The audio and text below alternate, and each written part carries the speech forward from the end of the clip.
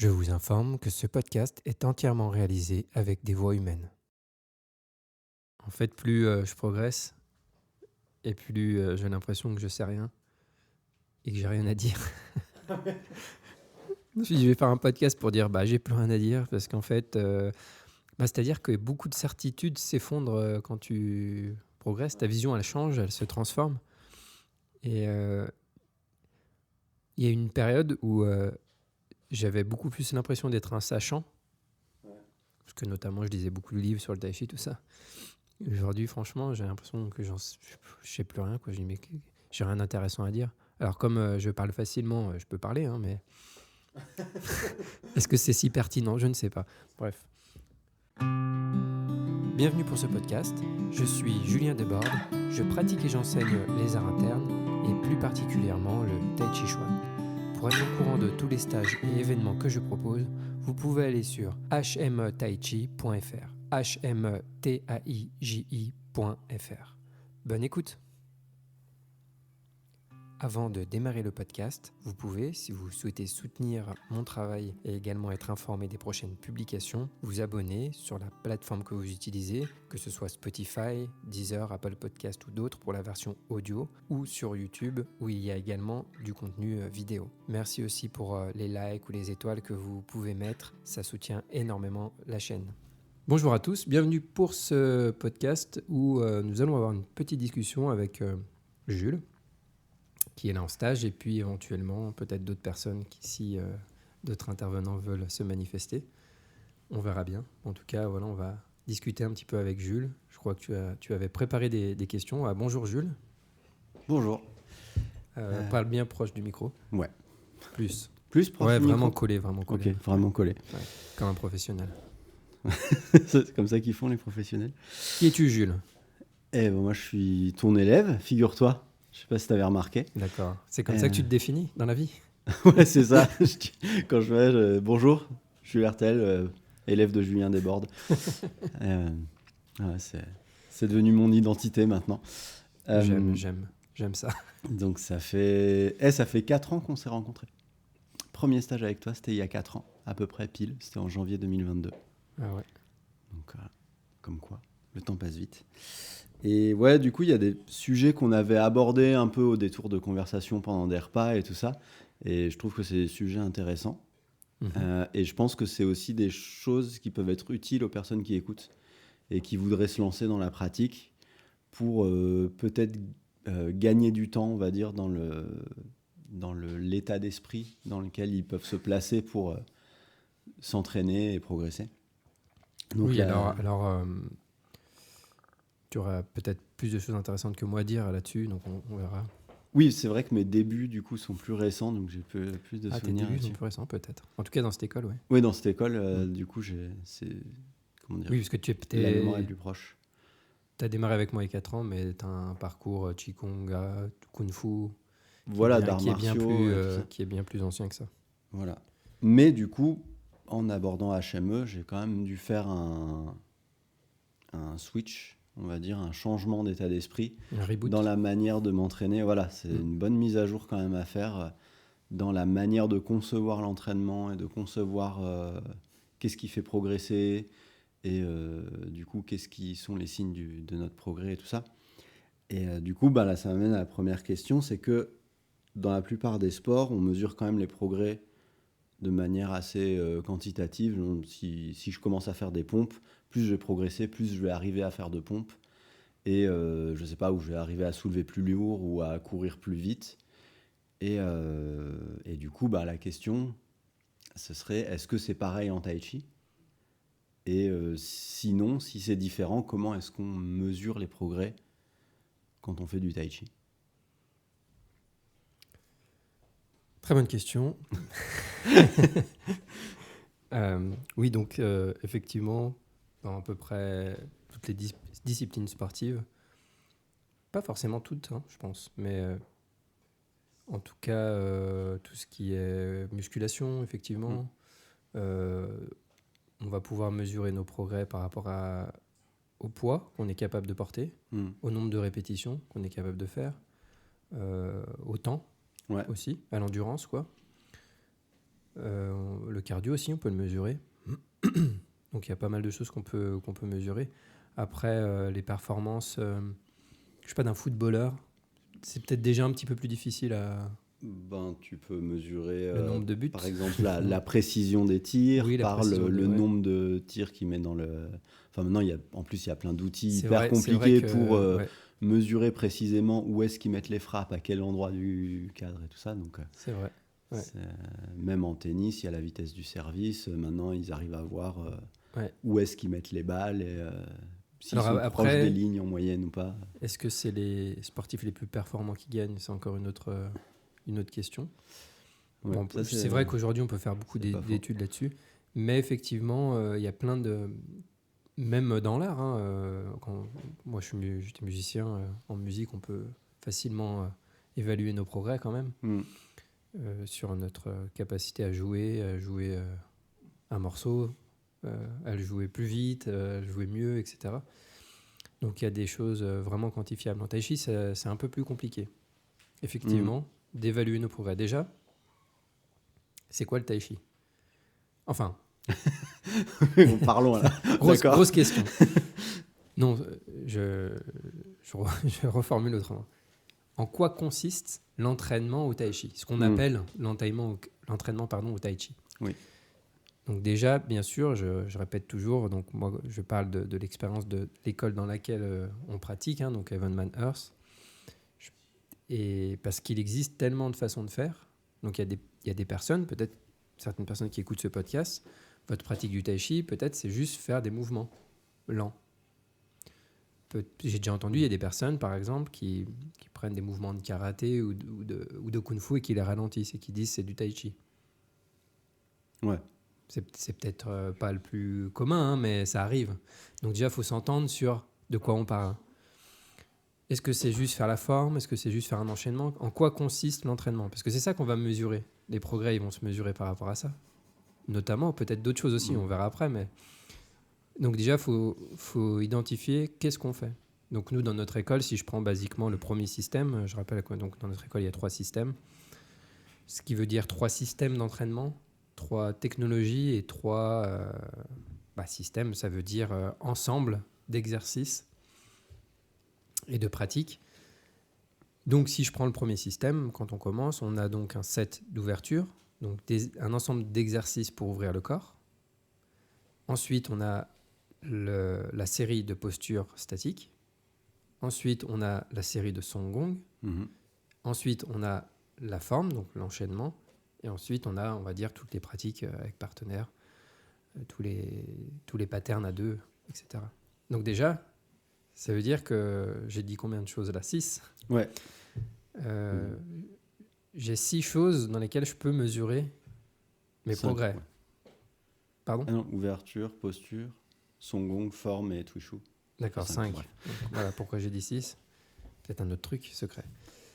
Donc déjà, il y a comment j'évalue ma progression dans les ouvertures, comment j'évalue ma progression dans les postures, comment j'évalue ma progression dans les Song Gong, comment j'évalue ma progression dans la forme et dans le travail avec partenaire. Voilà, évalue ma progression dans le travail avec partenaire. Sachant que bien sûr, c'est pas si isolé. C'est-à-dire que les progrès que je peux voir dans le travail avec partenaire vont refléter des progrès que j'aurais fait dans ma forme, etc. Oui. Mais moi, j'aime bien clarifier en disant, OK, tu veux mesurer quelque chose, si tu veux mesurer, il faut savoir qu'est-ce qu'on mesure. Maintenant, donc c'est un angle de vue. Ça veut dire, les ouvertures, je veux augmenter l'ouverture articulaire, c'est la première chose qu'on veut ouvrir.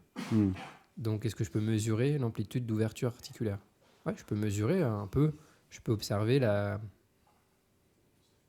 le niveau d'ouverture que j'ai par l'amplitude de mouvement que j'acquiers. Donc je peux voir, tiens, avant, j'arrivais pas à faire ce mouvement, maintenant j'y arrive. Ouais. Tiens, ma main, elle pouvait pas aller à cet endroit, maintenant elle peut y aller. Mon bras, mon épaule, etc. Donc là, il y a quand même... quelque chose qui est quantifiable. Voilà. Et ce que je peux quantifier, c'est exactement la raison. Pas tout à fait, en fait, non. Une partie de pourquoi je fais ça, c'est de libérer le corps. Donc je peux mesurer si je suis plus mobile.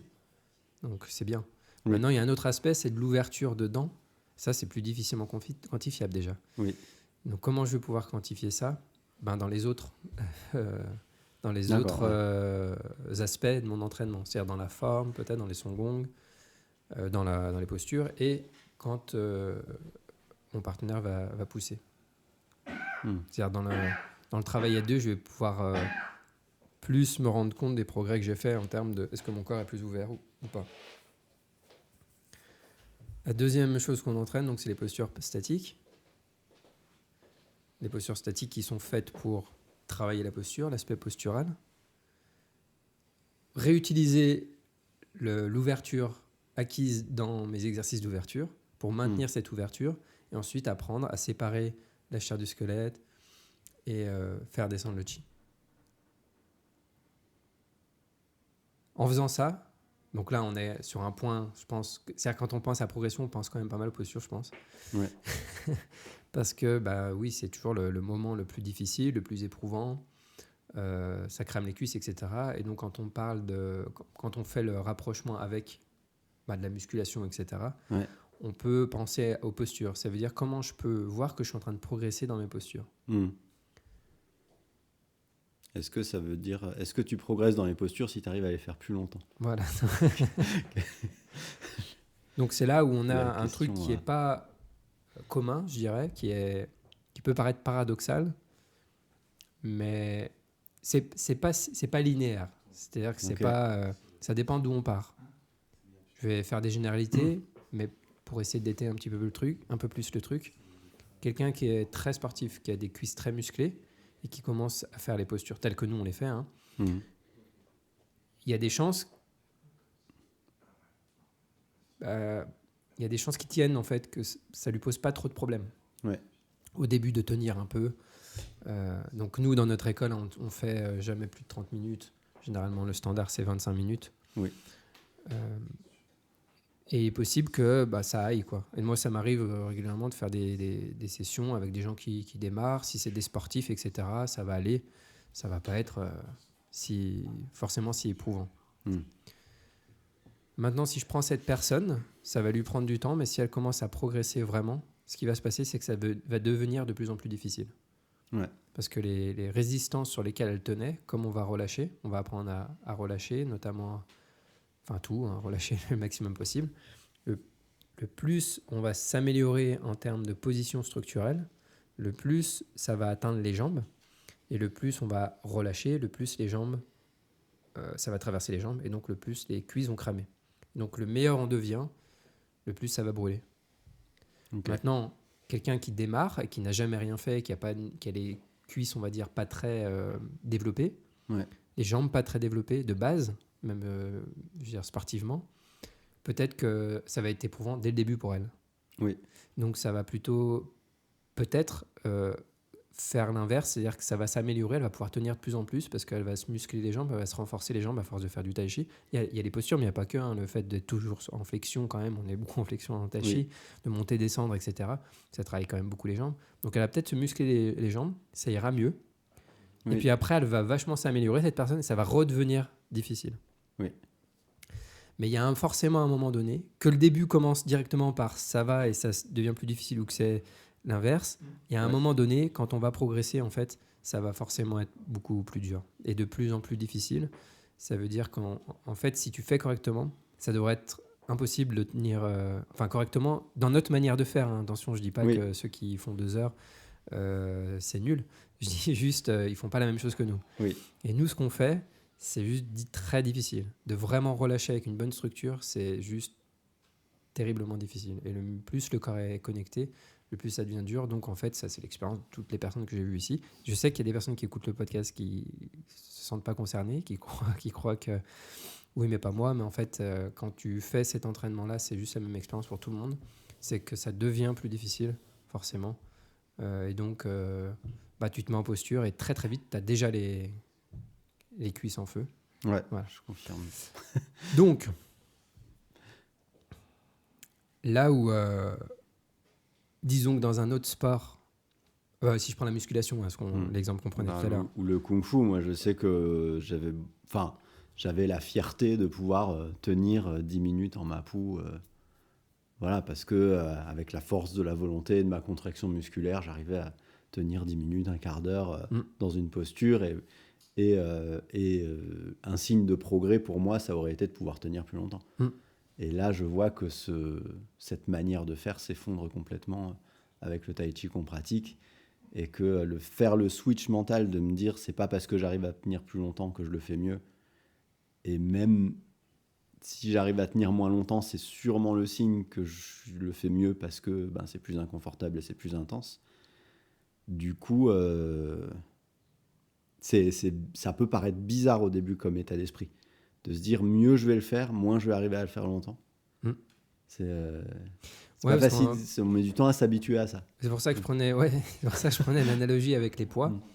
C'est-à-dire que tu fais, je sais pas, tu portes un certain poids tous les jours et puis tes muscles, donc tu fabriques du muscle et donc tu vas pouvoir porter plus. Et en fait, l'équivalent de rajouter des poids pour nous, c'est améliorer la posture et songer plus. Ouais. Et le fait de songer plus, c'est comme si tu rajoutais des poids en fait. Oui. Et c'est pour ça que ça fait que la difficulté, elle augmente avec la qualité. La qualité, elle va correspondre à l'augmentation de poids ou l'augmentation d'un nombre de répétitions. Mais effectivement, de penser, je dois durer longtemps, le corps, et c'est là où je pense, par rapport à ta question qui est avoir le bon état d'esprit, quoi, quand on démarre avec ça, c'est le simple fait de penser, il faut que je tienne longtemps, va faire que inconsciemment, ton système va tout faire pour tenir longtemps. Ouais. Qu'est-ce qu'il va faire pour tenir longtemps ? Tu vas monter en haut, tu vas crisper les épaules, tu vas avoir ton attention en haut du corps, tu vas fuir, tu vas penser à autre chose, tu vas arrêter de relâcher, tu vas te contracter. En fait, tu vas faire exactement tout l'inverse de ce qu'on s'entraîne à faire. Ouais. Parce que c'est ça qui va te permettre de tenir longtemps. Donc, c'est pas la bonne chose. C'est pour ça, je reviens. Suis les instructions, ça veut dire ne suis pas autre chose que ça. Donc, l'instruction, c'est jamais tu dois tenir longtemps. Ouais. Maintenant, en disant ça, bien sûr, l'esprit va se saisir de ça et va se dire ah, mais faut pas tenir longtemps, d'accord. Donc, il va se dire je peux lâcher facilement, vite fait. Mais c'est pas ça non plus. Et c'est là que que le jeu commence. C'est ça. Je trouve, c'est un espèce de négociation infinie avec soi-même. Et de voir qu'en fait, on tient longtemps parce qu'on dit qu'il faut tenir 5 minutes. Donc, on tient les 5 minutes. Mais pour tenir les 5 minutes, on contracte. Et après, on nous dit, en fait, non, il faut relâcher. Et c'est pas grave si on tient pas jusqu'au bout. Vaut mieux le faire correct. Et du coup, on utilise ça pour remonter avant la fin parce que c'est inconfortable. Et du coup, je trouve que c'est là qu'on commence qu'on fait des allers-retours un peu entre les deux.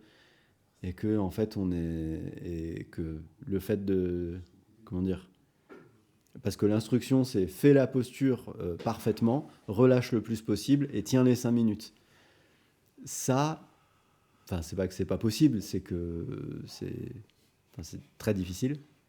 Du coup, on va forcément il y a forcément un des trucs qui va sauter. Une des instructions qu'on va faire sauter pour rendre le truc plus confortable. Je vais le formuler autrement, du coup. C'est en fait, en gros, mets tes paramètres les plus corrects possibles, sois correct et endure. Ouais. Voilà. Donc endure. Si tu peux endurer 5 minutes, tant mieux. Parce qu'en fait, j'ai coutume de dire, quoi que je vous dise, le mental va se saisir de ça et l'utiliser pour fuir l'expérience et la difficulté. Oui, c'est son job. Ouais. Et nous, on s'entraîne notamment à déprogrammer notre réponse de combat et de fuite. C'est un des intérêts des postures aussi derrière. Donc, il n'y a pas de formule magique, c'est juste, il faut bien comprendre ça. Et c'est pour ça j'en parle régulièrement, qu'il faut reclarifier les choses pour remettre l'esprit sur les rails. Puis hop, il dévie, on remet sur les rails. Et, ah oui, tiens, je me rends compte que je fais ça, que je fais autre chose, que j'utilise telle stratégie, etc. pour développer notre capacité à endurer de plus en plus en restant calme et tranquille et en faisant les choses correctement. Et voilà, et on a besoin encore une fois de partenaires, de professeurs pour nous corriger et nous montrer qu'on est en train de partir. Mais je dirais c'est l'intérêt, c'est de voir ce que ça nous fait, ce que la difficulté nous fait et de changer ça. Ok. Voilà. Mais après, voir les progrès, c'est difficile parce que Donc je disais, le mieux tu fais, plus ça crame, plus ça devient dur et difficile, et vite et rapidement. Oui. Mais c'est pas parce que ça crame et que ça devient plus dur et plus rapidement que ça veut dire que tu as progressé. Oui. Ça veut dire que dans un sens ça marche, mais pas dans l'autre. C'est-à-dire que si tu te rends compte, ouais, ça devient de plus en plus facile, certainement pas en plus les 5-10 premières années. Non. Si tu te rends compte que ça devient plus facile les postures, c'est certainement que tu es en train de feinter, il y a un truc. Par contre, c'est pas parce que ça devient plus dur que forcément tu progresses. Oui. C'est pas 100% fiable. Ouais. Donc, la manière de voir nos progrès en posture, c'est d'être poussé par un partenaire et de travailler à plusieurs, d'avoir le professeur qui nous dit « Ah, t'as progressé », d'avoir quelqu'un qui nous pousse, de sentir qu'on est plus transparent, qu'on sent moins la force de l'autre quand il nous pousse, que ça nous pose moins de problèmes, qu'on est moins réactif, etc. C'est là où on mesure nos progrès dans les postures. D'accord. Du coup, il y a tout un tas d'aspects de la pratique, d'après ce que tu dis, comme la coolitude qu'on appelle, le calme dans l'esprit, l'ouverture, la tranquillité. Tu parlais de transparence du corps par rapport à la force. Tout ça, c'est pas des paramètres quantifiables avec un nombre ou un truc. Il faut quelqu'un pour l'apprécier, il faut quelqu'un pour te toucher, qui soit capable de l'apprécier, qui soit capable de te le dire. Ça va être dur avec l'IA de voir les progrès. C'est du qualitatif, quoi. Il y a aussi beaucoup de qualitatif dans le tai chi et de choses qui ne sont pas quantitatives, j'ai l'impression. Ouais. Tu vas peut-être mesurer aussi les progrès de tes postures, parce que dans la vie, tu vas te sentir plus cool et moins réactif, tu vois, face à certaines situations, etc., quoi. Ouais. Okay. Donc après, on revient à pourquoi tu t'entraînes. Par exemple, si je fais de la muscu, c'est pour être plus musclé. Donc c'est facile, parce que je peux voir que je deviens plus musclé, parce que je pars plus lourd. Donc il y a un truc assez direct. Ouais. Tu vois, feedback. Il y a un feedback direct, etc. Par contre, pourquoi tu fais du tai chi ? Est-ce que ça t'apporte que... Tu vois, des fois, c'est pas directement. C'est-à-dire, je fais du tai chi pour être plus cool dans la vie, faut que je reste dans la vie. Enfin, c'est pas si simple, en fait. Et les bénéfices peuvent être là où tu les attends pas, des fois. En plus. Ouais. Et donc, ça peut être des choses qu'on voit pas parce qu'on regarde pas là, à cet endroit-là. Tout à fait. Yes. En tout cas, de manière directe, ça va être le travail à deux. Voilà, je vais résumer, en fait, que ce soit dans les Song, dans la forme. C'est en fait avec un partenaire que tu vas vraiment pouvoir évoluer tes progrès plus facilement. Parce que tout seul, on peut avoir l'impression que vas-y, je suis vachement plus relâché, etc. Mais si personne ne te met une pression, est-ce que tu vois, tu te mets dans un lit et tu te relaxes et tu peux dire j'ai vachement progressé, je suis vachement plus relaxé aussi. Mais tu vois, c'est pas... Voilà. Par contre, je sais pas, tu as des problèmes de sommeil, tu fais du tai chi, tu dors mieux, tu peux voir des progrès. En tout cas, des progrès dans ce que ça t'apporte. Des progrès dans la discipline même, à moins de faire ça pour faire du Twishu, des compétitions de Twishu, ou peut-être tu vas avoir des progrès parce que tu gagnes plus souvent. Ouais, voilà, mais est-ce que tu gagnes est-ce que tu gagnes en contractant et en c'est pas dans c'est en pas faisant forcément correctement. Exactement. Donc c'est pas forcément comme ça que moi je conçois les choses, parce que c'est pas la raison pour laquelle moi je pratique. Donc on va parler dans d'autres cadres, d'autres styles et d'autres pratiques, toi. Ouais. Après moi je peux voir mes progrès, par exemple, dans ma capacité à ne pas être embêté par des poussées. Tu vois, quand vous, les élèves, ou des gens que je connais pas, des stagiaires des gens qui viennent et qui me poussent, etc. Et je vois bien que je suis beaucoup plus stable et que ça m'embête vachement moins et que c'est plus facile pour moi. Okay. Donc là, je vois bien qu'il y a des progrès. Voilà, c'est l'aspect concret, quantifiable, sachant que ces progrès n'ont un sens que parce que tu arrives à rester cool à l'intérieur. Exactement. Si tu arrivais à gérer ces poussées, mais que c'était au prix de ton équilibre intérieur, tu n'aurais pas vraiment progressé. Oui. Parce qu'il y aurait... moi, je pense que ce système de tai chi, quelqu'un qui voudrait gagner les championnats de France de Twishu, je lui conseillerais sûrement de plutôt faire de la lutte ou faire un autre truc qui l'amènerait à son objectif plus rapidement. Ouais, ou d'autres styles de tai chi, des écoles qui axent leur pratique là-dessus et qui cherchent vraiment ça, quoi, l'efficacité de lutte, etc. Oui, c'est sûr. Parce qu'il y a quand même une priorité ici de rester cool, de travailler. Et puis moi, c'est pour ça que je pratique, donc forcément, je mets beaucoup d'accent là-dessus. Après, il y a aussi dans la manifestation des jeans, quand même, tu peux avoir des progrès. Ouais. Dans la capacité à générer ce type de puissance. Donc là encore, tu mesures avec des partenaires avec qui tu t'entraînes, etc., quoi. Et c'est effectivement, là aussi, c'est très particulier, j'en parlais tout à l'heure, mais le mieux tu fais, le moins tu le sens. Tu sens pas la puissance en toi. Oui. Donc tout seul, tu as l'impression qu'il se passe rien. Donc il faut qu'il y ait un partenaire. Tu fais le truc et tu vois que l'autre il part. Ah bon, d'accord, ça fait ça en fait. Ouais. Et donc là, encore une fois, tu as besoin de quelqu'un qui te montre le produit de ce que tu fais, sinon tu te rends pas compte, quoi, tout seul. Ouais, c'est particulier, Taichi. Hein, j'ai envie de dire, quelque part, des fois, il faut même oublier. Enfin, c'est pas tout à fait vrai ce que je dis, parce qu'il faut quand même, quand tu t'entraînes, tu veux voir qu'il se passe un truc quand même, tu vois. Ouais. Mais des fois, il faudra presque s'en fout de progresser, tu vois. Juste, tu fais ton truc.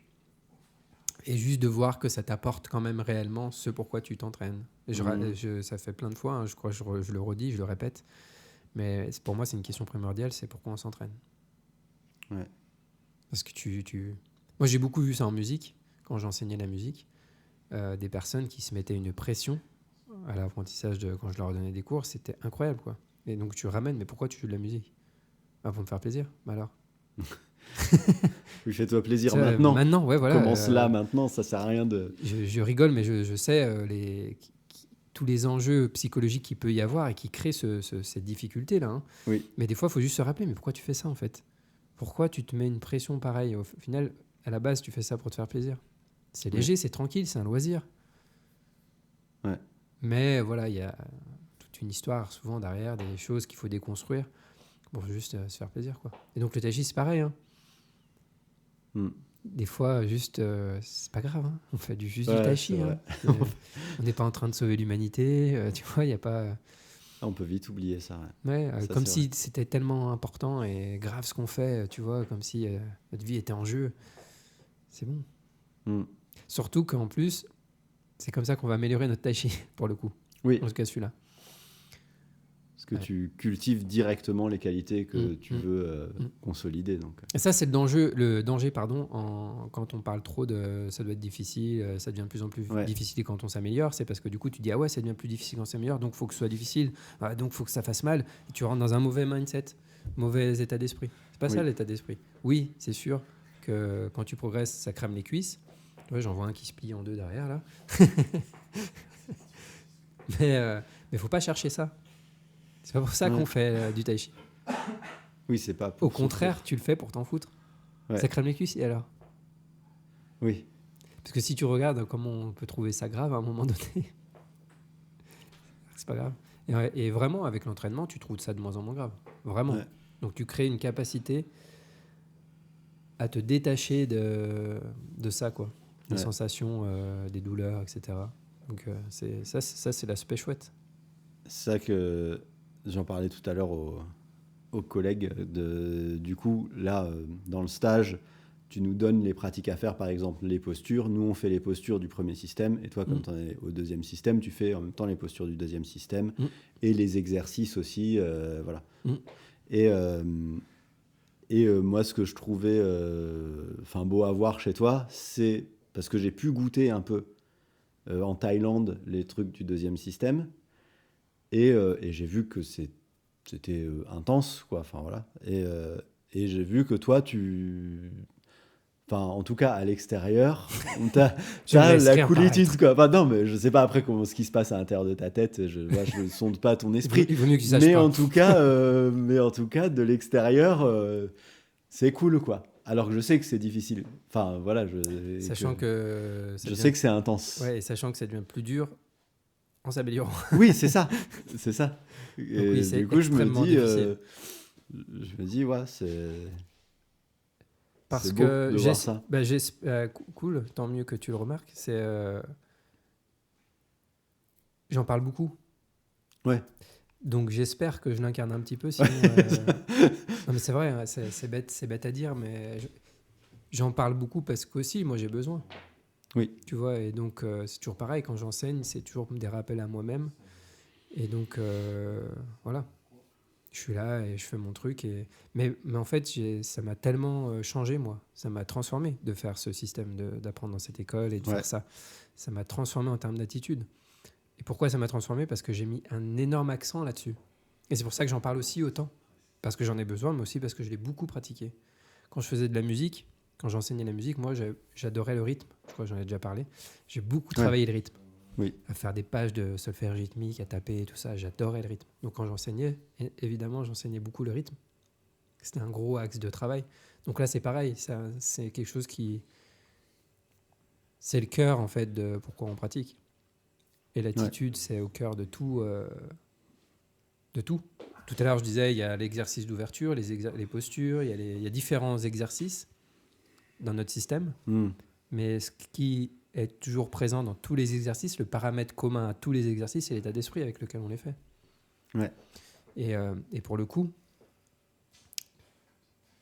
je suis content, toi, que tu me dises ça, parce que pour moi, ce qui m'a le plus apporté, c'est de m'entraîner avec Sifu, de m'entraîner avec lui, les élèves avancés. Tu vois, à chaque fois que j'ai pu m'entraîner de manière assez proche, tu vois, et de voir, du coup, de percevoir plus l'état d'esprit. Quand on fait un stage, il anime un stage. Mais il y a des fois, moi, je me suis entraîné avec eux en quelque sorte.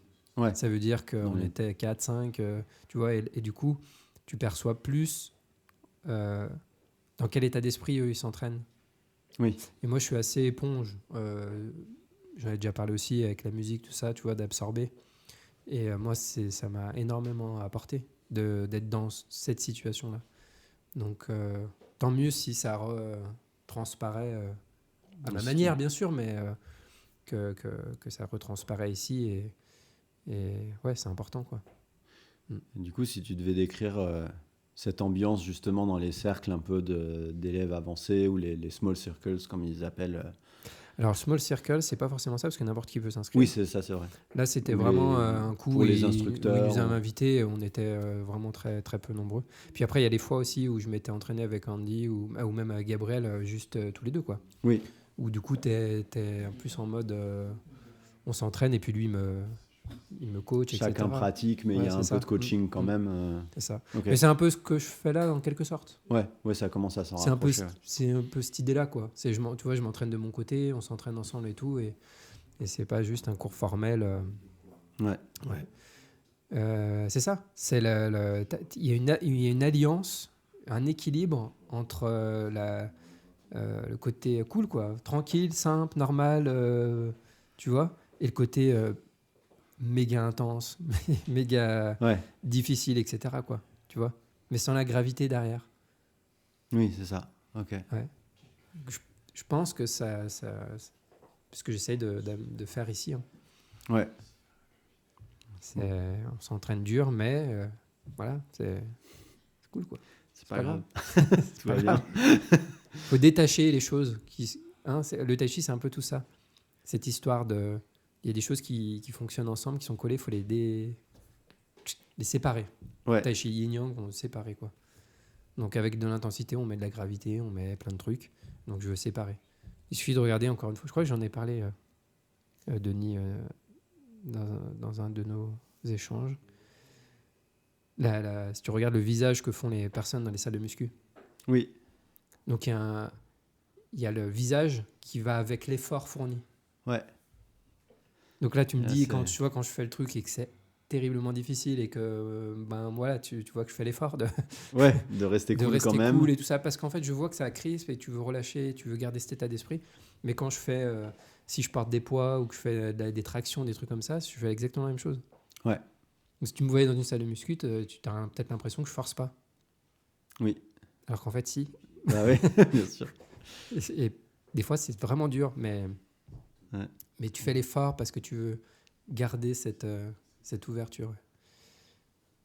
Et d'autres choses, bon. Je sais pas si c'est là où tu voulais amener la conversation, mais... Si on se fait la prochaine question, encore le temps, vas-y. tu penses ? Allez, je fais une réponse rapide. Réponse accélérée. Du coup, moi, il y a un truc qui m'avait intéressé ces derniers temps, c'est le travail d'un biologiste qui s'appelle Olivier Amand, qui a fait un travail sur la différence entre performance et robustesse. Ouais. La performance, c'est vraiment l'efficacité quantifiable d'une personne ou d'une machine ou de quoi que ce soit qui va faire une action. Et la robustesse, c'est la capacité à continuer notre fonction, même s'il y a des chocs, même s'il y a des problèmes. Et Et bref, du coup, il en déduit un peu une critique de la société où il dit qu'on est à fond dans la performance et qu'en fait, la performance, ça finit par nous fragiliser. Parce que quand tu es trop tendu vers un seul but et qu'il y a un moindre grain de sel dans le mécanisme, tout s'effondre.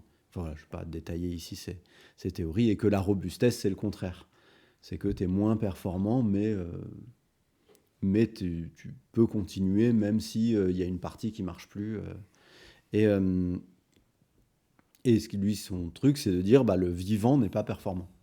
En gros, le vivant est robuste. Le vivant est très robuste, mais le vivant n'est pas performant. Enfin voilà, il prend des exemples des feuilles des arbres qui sont pas du tout des bons panneaux solaires, par exemple, ou de choses comme ça.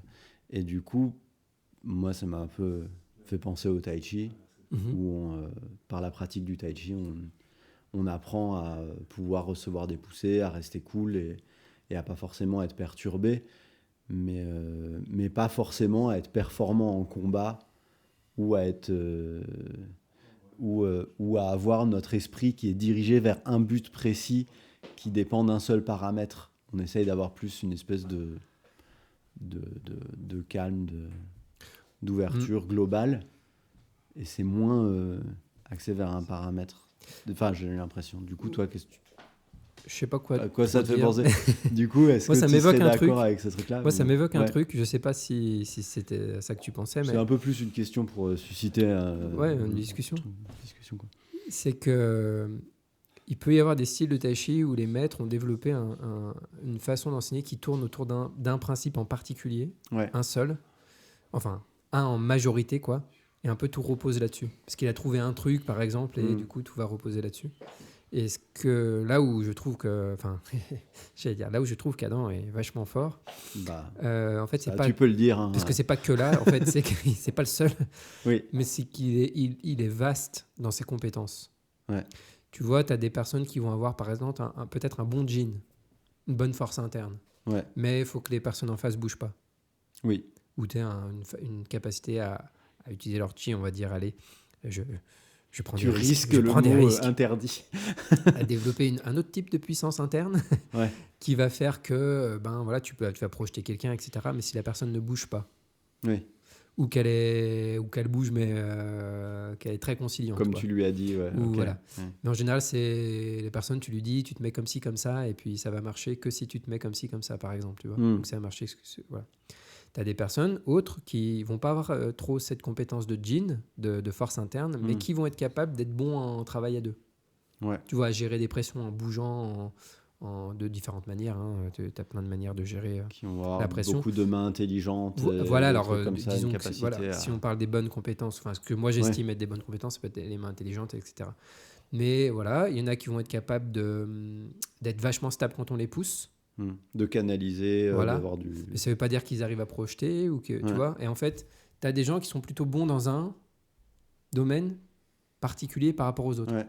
Adam est quand même bon un peu dans tous les domaines, quoi. Et en plus, même si on n'y a pas de vidéo, on le voit combattre, vu son passé, son expérience, eh bien, je sais qu'il serait capable de se battre. Après, c'est marrant, il y a un podcast, je crois, un des derniers podcasts où il discute avec Damo, où Damo dit que quelqu'un lui a demandé si Adam pouvait se battre dans un ring, je crois, dans une cage, et qu'il a dit non, et l'autre il a dit pourquoi, et il dit cardio. Oui, c'est Parce sûr. qu'effectivement, en fait, s'il n'a pas entraîné le cardio spécifiquement pour ça, et puis que voilà, ça fait longtemps que tu t'es pas entraîné et que tu t'es pas battu et que tu t'entraînes pas au combat, c'est une compétence à part entière en fait. Tout à l'heure, j'ai dit, nous dans notre école là, donc le système, c'est quoi? C'est ouverture, posture, son gong, forme, travail à deux, c'est quoi? Allez, on peut englober tous les tests de poussée, de pression, le grounding et tout ça. Ouais. Et puis, il y a tous les patterns à deux, les twishu, quoi, les trucs codifiés. Puis après, on peut aller sur du freestyle, mais ça reste des poussées des mains, c'est pas du combat. Oui. Ça veut dire que le combat, il faut l'entraîner comme une discipline à part entière. Si tu n'as pas entraîné ça, tu as beau avoir développé tous les autres aspects, tu vas pas d'un coup devenir un combattant, quoi. Tu vois, donc, en fait, tout le système, il va te donner la compétence à générer de la puissance, à avoir tout un type de transformation de ton corps et de ton esprit, mais après la capacité à l'utiliser pour aller se battre dans une cage ou quoi, ça demande un autre type d'entraînement. Déjà, timing, placement avec la vitesse des vraies vitesses, tu vois, faire des vrais sparring avec des vraies vitesses, etc. Ce qui change complètement la donne, avec des pressions beaucoup plus fortes et beaucoup plus rapides, etc. Rapide, erratique. Voilà, exactement. Et après, il faudrait aller vraiment se combattre et tout ça. Donc c'est un autre, disons que c'est un autre axe de travail quoi, Ouais. qu'il faudrait vraiment faire. Je sais pas pourquoi je parle de ça là. C'était quoi le sujet? Non, mais le sujet, du coup, c'était la Robustesse, différence entre ouais. performance et robustesse. Et du Ouais. coup, voilà, que j'ai l'impression que quand même le tai chi qu'on pratique Oui, privilégie quand même beaucoup la robustesse, c'est-à-dire de oui, construire une créature qui soit à l'épreuve des chocs. c'est ça. Tout Et ça, du coup, ça plutôt m'a que amené sur d'être le, efficace dans un seul domaine. voilà, ça m'a amené sur la multi-compétence Ouais. d'Adam et sur le fait que du coup, le système qu'il enseigne, pour moi, il est vraiment complet. Ouais. Il est vaste. On n'entraîne pas un truc. Hmm. Tu vois, on entraîne Song toujours parce que c'est le moteur, etc. Mais il y a plein d'aspects, en fait. Ouais. Et lui, d'ailleurs, il prend souvent l'exemple d'un diamant et qu'on Oui. polit chaque facette du diamant. C'est ça qui fait sa beauté. Et donc, chaque facette fait le système. Il n'y a pas un truc, c'est pas le secret, c'est les postures ou le secret, c'est tel truc. C'est assez vaste. Donc, finalement, le champ de transformation, il est quand même assez vaste. Ouais. Et tu changes physiquement, parce que on ouvre le corps, on fait les postures, ça nous rend fort dans les jambes, on change mentalement en acceptant cette difficulté, on se crée des pressions, on se pousse. Il y a pas multiples changements, effectivement.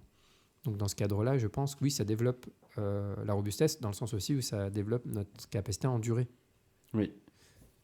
Et à continuer à fonctionner, même quand ça déconne et qu'on n'a pas envie. Et ça développe notre capacité aussi à faire des efforts. Ouais. Ça, du coup, un truc que je pourrais partager à ce niveau-là, c'est moi, les changements que j'ai vus dans ma vie, c'est dans deux choses. C'est que le tai chi, ça a grandement contribué à me libérer d'une addiction, déjà, parce que une addiction, ça part beaucoup du principe que tu peux pas supporter de pas prendre Oui. le produit. Bon, là, en l'occurrence, c'était le cannabis. Et du coup, le fait d'arriver à supporter l'inconfort en restant cool, en fait, ça m'a permis de pouvoir supporter de pas fumer et de me dire, ok, c'est pas grave, cool. Et voilà. Et du coup, c'est l'occasion de te remercier parce que c'est à l'occasion d'un stage avec toi que j'ai arrêté. Et du coup, c'était il y a un peu plus de 3 ans maintenant. Et depuis, plus rien. Donc ça, voilà, par exemple, ça a été un bienfait inattendu que je me suis dit, ah ouais, en fait, ça m'a vachement aidé pour arrêter ça. Et aussi, du coup, j'ai eu un enfant l'année dernière. Et pareil, là, pour encaisser les nuits avec peu de sommeil et le lendemain, l'enfant qui crie et devoir gérer et voilà, et même et puis du coup, voilà, t'es en couple avec une personne qui est fatiguée aussi, qui est émotionnelle aussi. Du coup, il faut être facile à vivre et il faut pouvoir encaisser les chocs. Ah ouais, Enfin voilà, toi, tu as eu cette expérience-là aussi, le système j'imagine bien. nerveux est mis à À rude rude épreuve. épreuve. Hein. De Ouais. pouvoir encaisser ça avec du calme et avec quand même de l'ouverture. Bon, après, tout le monde a ses failles et bien sûr, je suis pas resté tout le temps comme un Bouddha, mais j'ai vu que ça m'avait aidé, quoi. Moi, je faisais pas Ça, c'est système quand mon Ah fils oui, est quand né. Voilà. Ça aurait été sympa. ça aurait pu aider. Ouais, non, c'est sûr, c'est éprouvant. Effectivement, n'importe quelle pratique, en fait, pour moi, elle devrait rendre la vie Meilleur, ouais. plus facile, plus cool. Ouais. Et ça devrait nous rendre plus ouverts, Ouais. plus cool, moins réactifs. Donc, pas l'inverse.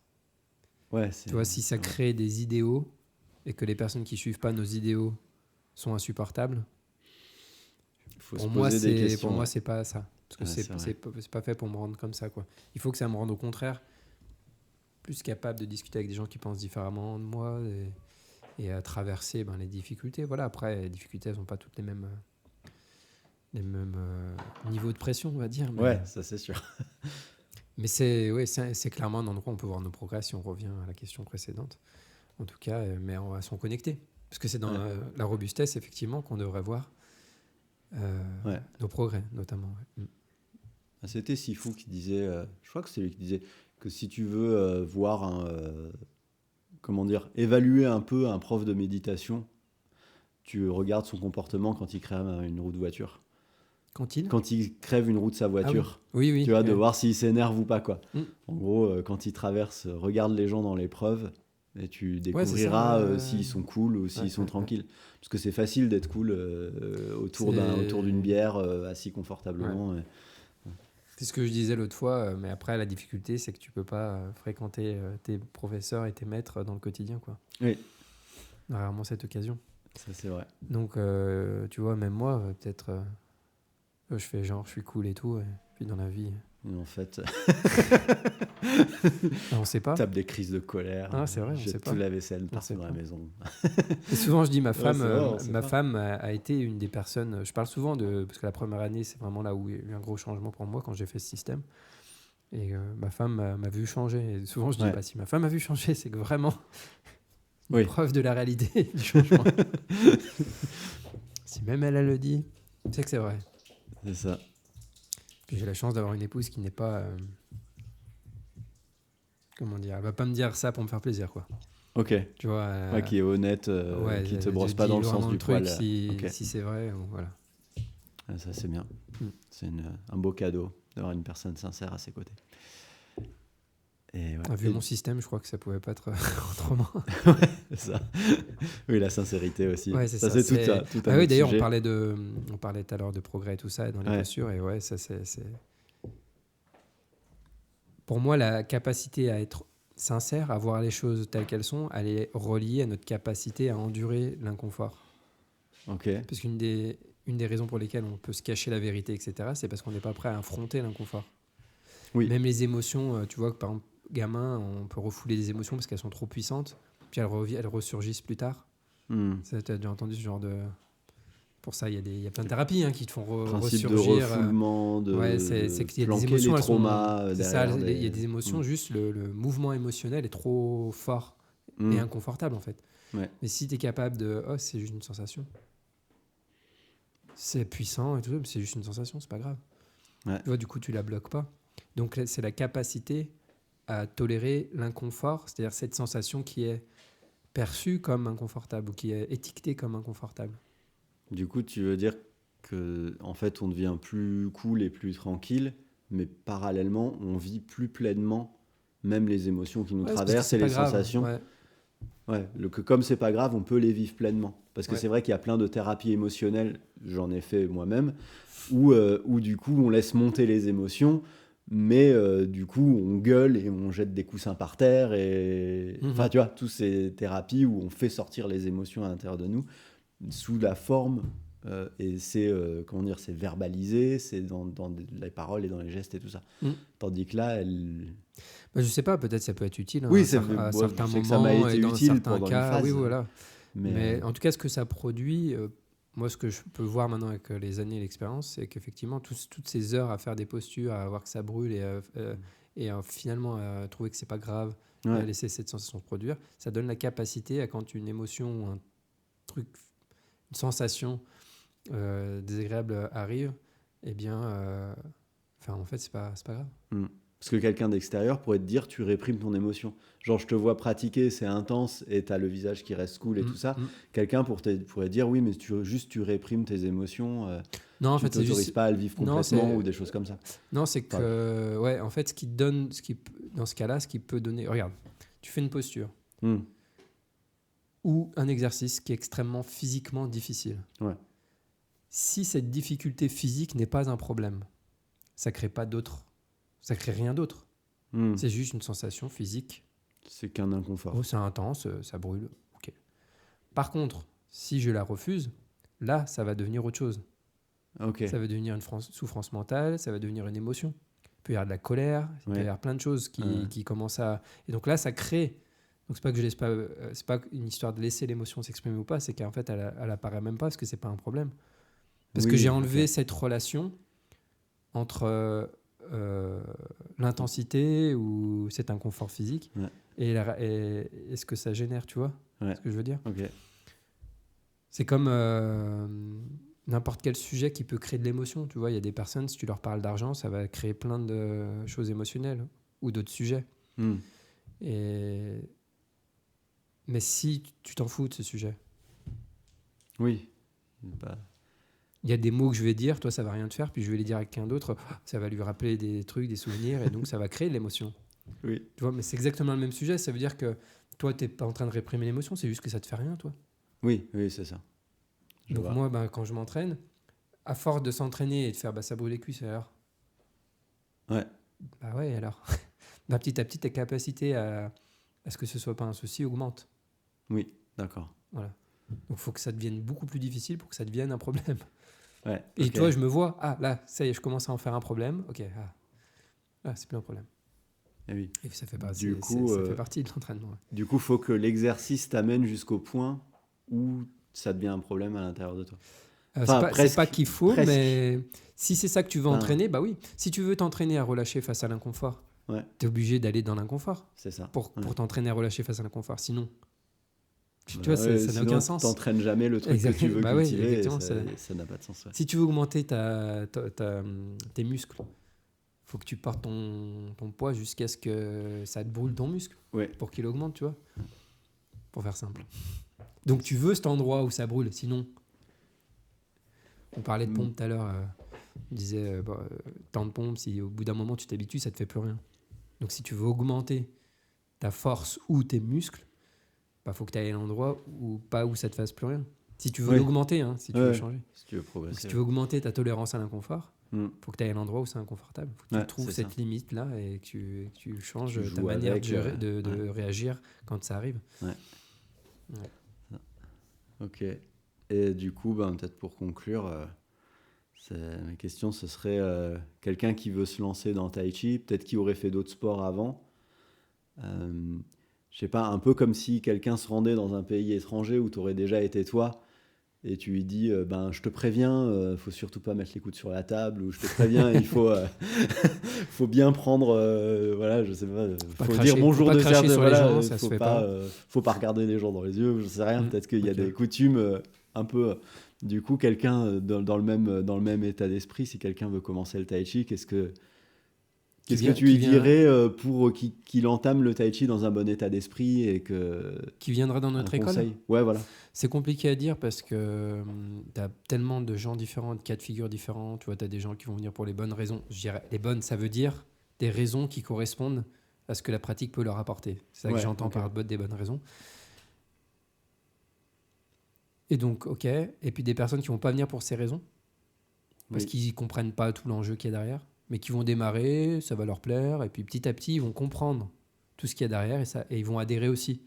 Ils vont construire le sens au fur et à mesure. Voilà, c'est ça. Donc, il n'y a pas forcément... Par contre, peut-être le seul truc que je peux dire, que de toute façon, je dis à tous les gens quand même, en général, qui démarrent, et en fait, sur la page d'accueil de mon site des cours de Lyon, enfin HM Lyon, il y a un petit truc, c'est fait pour vous aussi ou pas pour vous aussi. Enfin, je crois qu'il y a un truc dans ce genre-là pour détailler. Mais en gros, je dirais, faut être prêt à faire des efforts et à éprouver, quoi. C'est ce qu'on vient de dire, quoi. C'est-à-dire que ça va pas être une séance de relaxation allongée. Parce qu'il y a des personnes qui démarrent les cours Tai Chi en imaginant que ça va être ça. Oui.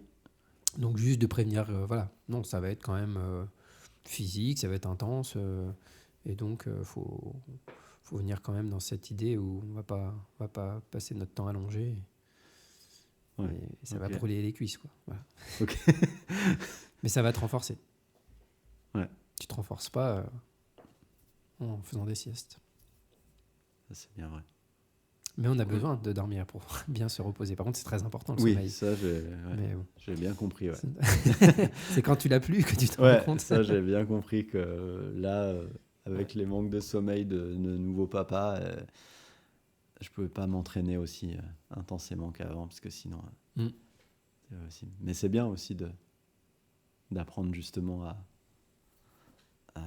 comment dire, à adapter son entraînement à la réalité de sa vie. Cool. Je reviens sur, juste pour terminer, les histoires de dépendance, etc. Moi, j'ai un côté obsessionnel. Et donc, je peux être facilement dépendant. je pourrais développer des trucs comme ça. Et j'ai vraiment vu l'impact de la pratique là-dessus aussi. Oui. Et particulièrement quand je m'entraîne avec Sifu. Donc je suis dedans, j'ai que ça à penser, voilà aussi il y a ça. Hein. Et pendant une semaine et tout, l'état après la semaine, quoi. Ouais. Ce qui est très difficile, c'est de retrouver ça tout seul chez soi. Enfin, ce qui est impossible en fait, en vrai, vraiment. Tu peux te rapprocher au plus près et tout ça, mais c'est compliqué. Mais de voir, je reviens encore vraiment, même mentalement, c'est souvent à l'inverse de ce qu'on pense. C'est mentalement, j'ai pas le feu. Je parle pour moi là, hein, personnellement. Ouais. Et là où j'aurais le moins envie, où je vais me donner des excuses pour pas, parce que là, voilà, en fait, si je m'entraîne dur, ça va casser tout ce que je croyais qui était de mais. Et en fait, je vais retrouver une pêche. Et ça paraît pas logique. Tu vois, parce que j'ai pas l'énergie, donc si je m'entraîne fort, je vais brûler alors que j'ai pas la pêche. Mais en fait, à chaque fois que je suis en stage et que t'y vas parce que t'as pas le choix. Oui. Enfin, tu vois, t'es en stage, t'es là pour ça. Et donc, tu te rends compte, mais en fait, ça va, quoi. Et même là, en stage, du coup, je suis obligé parce que j'anime, tu vois, le stage, donc j'enseigne. Et à chaque fois que je m'entraîne fort, des fois, je suis physiquement cuit, tu vois, à la fin, surtout quand tout l'été, là, je donne beaucoup de stages et tout ça, mais je suis toujours mieux, beaucoup mieux, après qu'avant. Ouais. Ça reste... ouais. Mais c'est dur de se mettre un coup de pied aux fesses tout seul. Ouais, c'est vrai. Et d'aller aussi loin, hein, c'est encore une fois l'intérêt du stage, quoi. Fait les postures... Enfin, je pense que vous êtes tous d'accord pour dire que ça vous pousse bien plus loin que tout seul à la maison. D'habitude chez soi. C'est obligé. Ça, c'est sûr. Pour ça qu'on vient. Cool. Bon, merci beaucoup pour cette petite opportunité de podcast. Merci à toi. Ça faisait un moment, du coup, que j'avais envie d'approfondir ces sujets avec toi et ça fait plaisir. Ça fait plaisir. Ouais. Bon, merci. Et puis, merci à toutes les personnes qui écoutent ce podcast. Je ne sais plus à combien on en est, mais on s'approche du 100e podcast. Il faut que je fasse un truc un peu spécial pour le 100e podcast. Ah ouais. Faut que j'y réfléchisse. Et puis, je vous souhaite à tous une très belle pratique et à bientôt. Merci encore à toutes les personnes qui me soutiennent sur Tipeee. Et je vous rappelle que pour vous abonner au cours en ligne d'Adam Missner Discover Tai Chi, vous pouvez utiliser mon lien d'affiliation qui est en description ou sur mon site hmetaichi.fr. Et vous aurez, en vous inscrivant, accès à un mois gratuit. Je précise aussi que ce cours est sous-titré en français. Donc n'hésitez pas à essayer ce cours en ligne. Vous avez un mois gratuit sans engagement. Très bonne pratique à vous et à bientôt.